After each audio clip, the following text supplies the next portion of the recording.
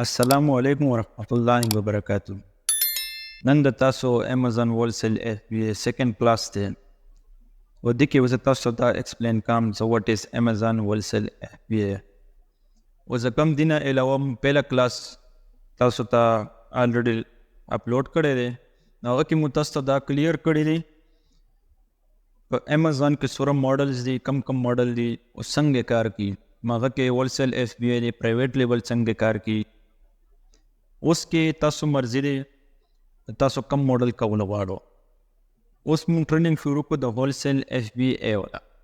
دا ما تاسو ته دا ویلی زه دا مو ویلی شروع کړی دی نو الریډي که تاسو ویډیو کتلی وي تاسو ته په دې شي معلومات وي. نو اوس رسو سیکنډ کلاس ته. سیکنډ کلاس کې زه تاسو ته ایکسپلین کوم نمبر 1 واټ از امازون هولسیل اف بی ای.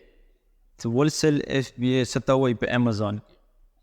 په امازون کې هولسیل اف بی ای هغه ته وایي چې تا برانډ فایند کو په امازون کې هغه یو ښه پروډکټ دی یو ښه سیلینګ د هغه منتلی کېږي نو هغه سره تا رابطه وکړه.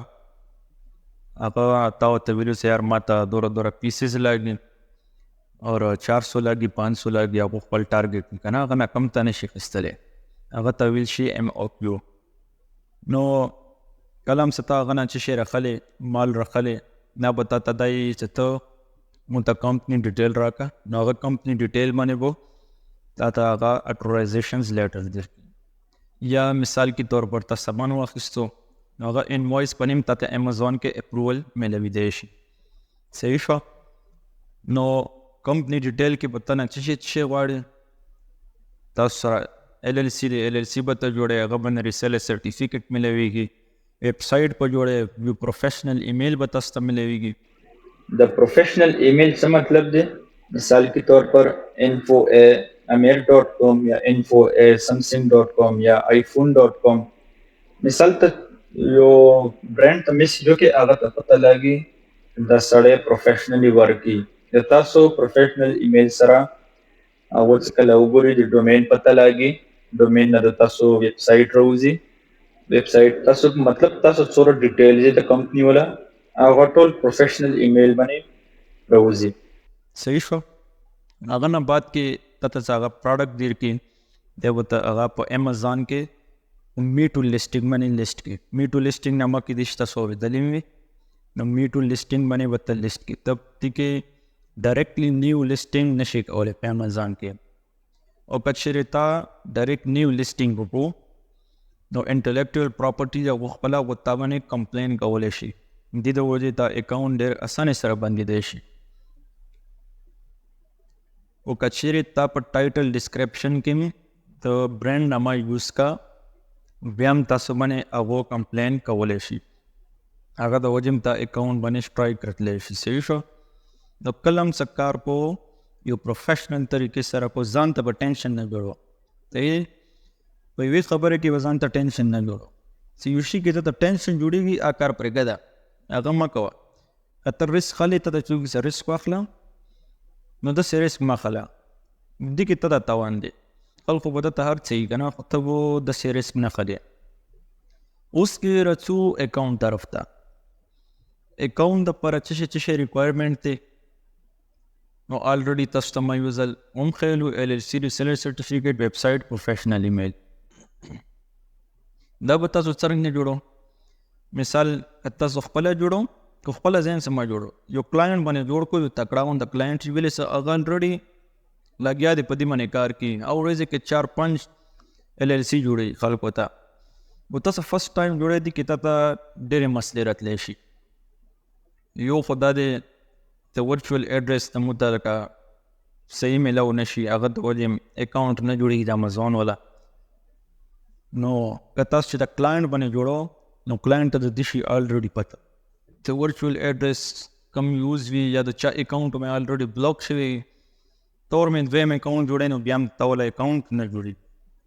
صحیح شه. په ما خبرې باندې ورسېدو یو ښه کلاینټ هایر کو یو خو به هغه تاسو ته ګارنټي هم درکړي ګارنټي هم به درکړي د تا څه پرابلم رسي هم به درته کلیر کړي. یو ایجنټ هم به درته نیسي هغه به منتلي بله چارجز خلي. نو هر څه به تاسو ته هغه کلیر کی. اینی ون څه اکاونټ کې څه پرابلم راغلو په بینک اکاونټ کې هغه به تاسو ته کلیر کی. اور هغه نه علاوه ته به د فول پیکیج هغه نه خلی کلاینټ نه به فول پیکیج خلی. LLC به درته جوړي. ریسیلر سرټیفیکیټ هم به درته جوړي.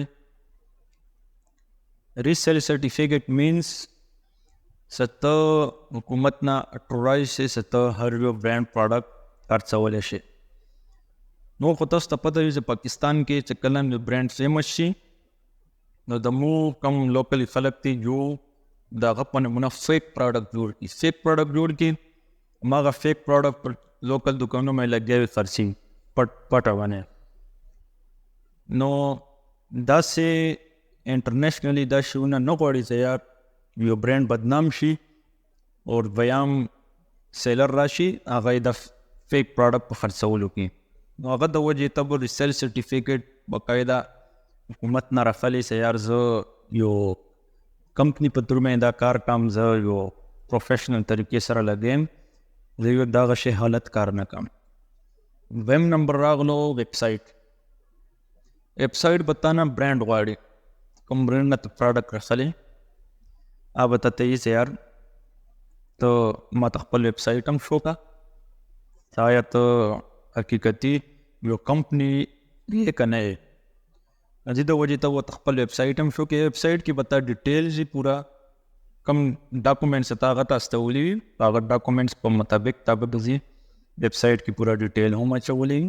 هغه کې به پیدا تا کانټیکټ هم وي، کم کانټیکټ نه تا هغه سره رابطه کړي وي. پروفیشنل ایمیل آلریډي ما تاسو ته ویلو ته .com مثال info.com کانټیکټ تاسو کمپنی کومه نامه وي هغه .com. نو پروفیشنل ایمیل هم هغه ته درکړي کم کلاینټس وي تاسو والا که دا هر څه تاسو په خپله وکړه. ګوره مونږ ټول نه غټه کمزوري دا دي څه مو وي چې یاره دا ټول کار ما په خپله وکړې، د بل سړي ته ما یوازې 2 روپۍ ورنه کړې، ما ټول کار په خپله وکړې. ګوره څوک به په څه شي کې ایکسپرټ وي، څوک به په څه شي کې ایکسپرټ وي. په هر یو شي کې موږ خپل ځان نشو ایکسپرټ کولی، که مو ډېر هم کوشش وکړو په هر چیز کې مو ځان نشو ایکسپرټ کولی. نه دومره ټینشن څوک ځان ته جوړوي چې یار ته پروډکټ هنټینګ نه خپله وکړه، بیا ته لیسټینګ نه خپله وکړه، بیا ورپسې ته LLC خپله جوړه کړه، دا ټینشن هم واخله، بیا څه کم اکاونټ چلول بیا هغه ټینشن هم واخله، څومره مسلې رسي ریټرن رسي. لکه هر څه شی موږ خپله نشو کولی. صحیح دی؟ یو کار په یو باندې واچو، بل کار په بل باندې واچو. خو ټرسټډ کسان څه کم صحیح کسان دي، کم په دې بزنس باندې پوهېږي دي چې دا شی څنګه چلیږي. نو په دې کلاس کې هولسیل FBA په باره کې تاسو ته ما هر څه کلیر کړو. اور اکاؤنٹ دپاره څومره ډاکومنټس لاګي دا هم تاسو ته وښیلو. اور نیکسٹ کلاس کې به زه تاسو ته امیزان اکاؤنٹ جوړم.